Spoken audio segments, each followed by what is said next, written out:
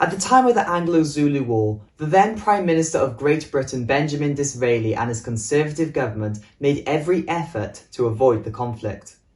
Sir Michael Hicks Beach, the Colonial Secretary in November 1878, wrote, "We cannot now have a Zulu war, in addition to other greater and too possible troubles."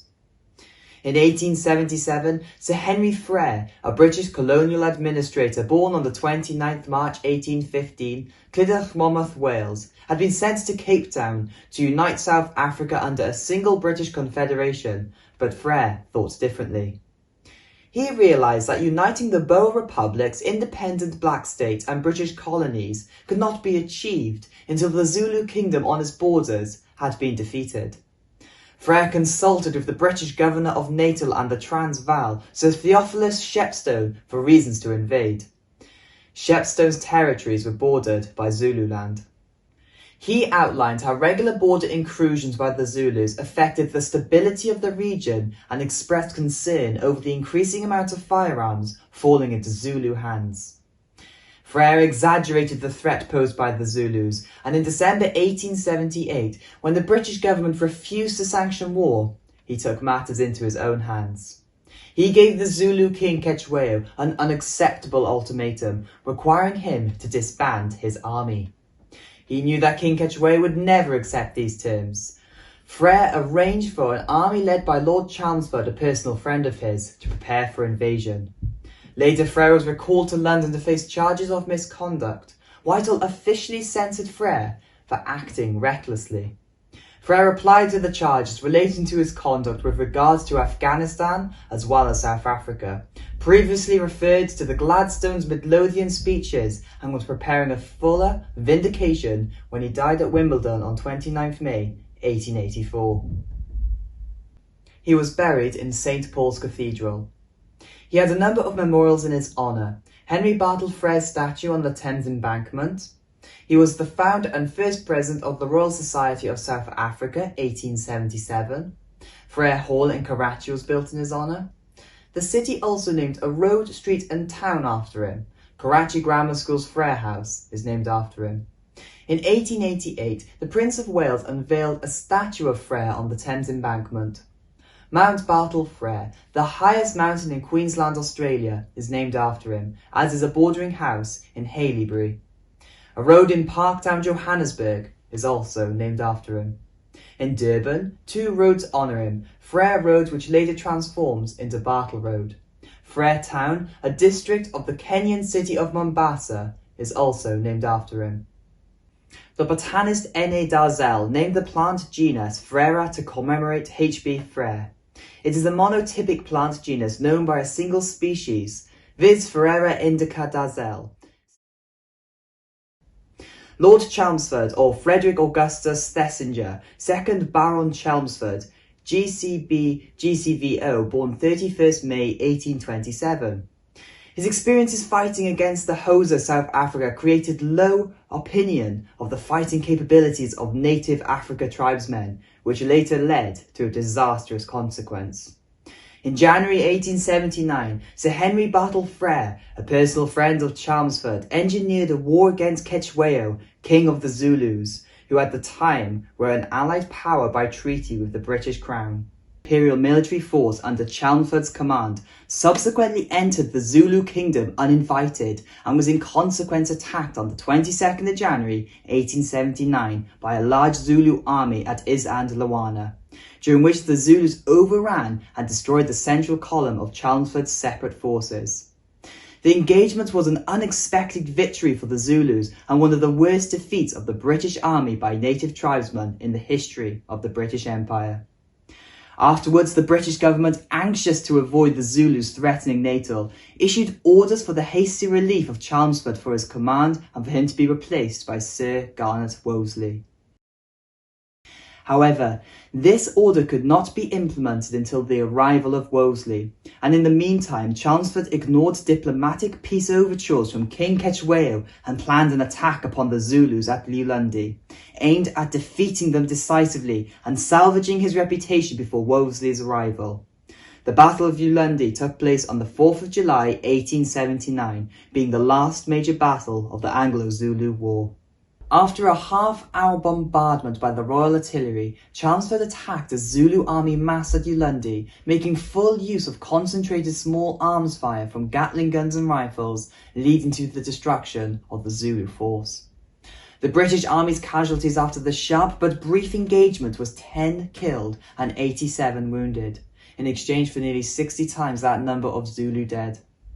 Chelmsford ordered the royal kraal of Ulundi, the Zulu kingdom's capital, to be destroyed with fire. Chelmsford handed over command to Wolseley on 15th July at the fort at St. Paul's and left South Africa by ship for England 2 days later. The defeat of the Zulus at Ulundi allowed Chelmsford to partially recover his military prestige after the disaster at Isandlwana, and he was honoured as a Knight Grand Cross of Bath. However, it appears he was severely criticised by a subsequent inquiry launched by the British Army into the events that had led to the Isandlwana debacle and did not serve in the field again. But Chelmsford's actions were covered up. Word of the disaster reached Britain on 11 February 1879. The Victorian public were dumbstruck by the news that Zulus armed with spears had defeated the well-equipped British Army under the command of Chelmsford. Lord Chelmsford had powerful supporters. Prime Minister Disraeli told Queen Victoria that his whole cabinet had wanted to yield to the clamours of the press and clubs for the recall of Lord Chelmsford. Disraeli, however, protected Chelmsford because he was under intense pressure to do so from Queen Victoria. At this time, Lord Chelmsford was allegedly hiding all the evidence that could be used against him. He was to have said that the shortage of ammunition led to the defeat at Isandlwana. He was also said to have ensured that potential witnesses to his errors were unable to speak out. It was also said he tried to push blame for the defeat onto Colonel Dunford, now dead, claiming that Dunford had disobeyed orders to defend the camp. Within days of Rorke's drift, Chelmsford was urging the speedy completion of the official report because he was anxious to send that gleam of sunshine home as soon as possible. They say the real hero of Rorke's drift was Commissionary Dalton. It was Dalton who persuaded Chard and Bromhead to remain at Rorke's drift when they wanted to abandon the post. Dalton organised the defence. But Dalton was only an ex-NCO, came from what was considered the wrong background, and was ignored for almost a year. He was inevitably awarded a VC after intense lobbying by the press, but not until 1888, by which time it was no longer news.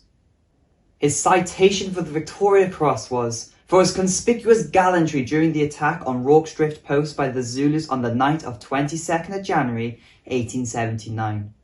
When he actively superintended the work of the defence and was among the foremost of those who received the first attack at the corner of the hospital where the deadliestness of his fire did great execution, and the mad rush of the Zulus met with its first check, and where, by his cool courage, he saved the life of a man of the Army Hospital Corps by shooting the Zulu who, having seized the muzzle of the man's rifle, was in the act of assegaining, thrusting an assegai into him.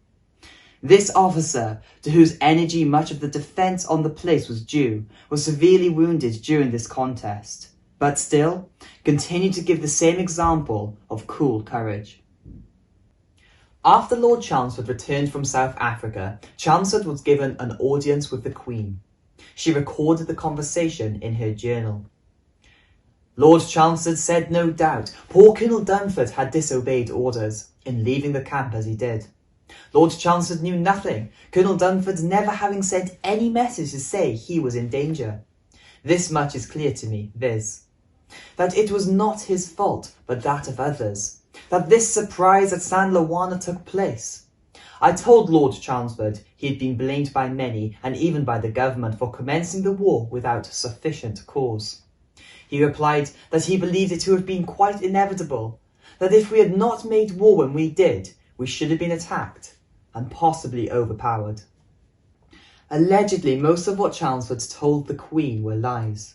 It has been said Dunford did not disobey orders. Chelmsford is said to have ignored at least 2 warnings to the effect the camp was in danger. Also, the war was not self-defence, but one of conquest. Queen Victoria, it is said, would not see the truth. The British captured King Cetshwayo in August 1879 and the war ended. King Cetshwayo was exiled, Zulu land broken up and annexed. Frere never achieved his ambition to confederate South Africa. That came later in an even bloodier conflict, the Boer War. Disraeli lost the 1880 election and died the following year. James Dalton VC died in 1887, a broken man. Many of the lower-ranked VC winners from Rorke's Drift were also forgotten when the media moved on. But Lord Chelmsford came out best as Queen Victoria gave him many honours, promoting him to full general, awarding him gold stick at court and appointing him Lieutenant of the Tower of London. Lord Chelmsford became Lieutenant General in 1882, Lieutenant of the Tower of London, Colonel of the 4th West London Rifle Volunteers Corps 1887, Full General 1888 and Colonel of the Derbyshire Regiment 1889. He exchanged the colonelcy of the Derbyshires for that of the 2nd Life Guards 1900 and as such was Gold Stick in waiting during ceremonial events at court. King Edward VII appointed him Knight Grand Cross of the Royal Victorian Order, GCVO, in the November 1902 birthday honours list. He was the inaugural Governor and Commandant of the Church Ladies Brigade, a post he retained until his death in 1905 at the age of 78, whilst playing billiards at his club.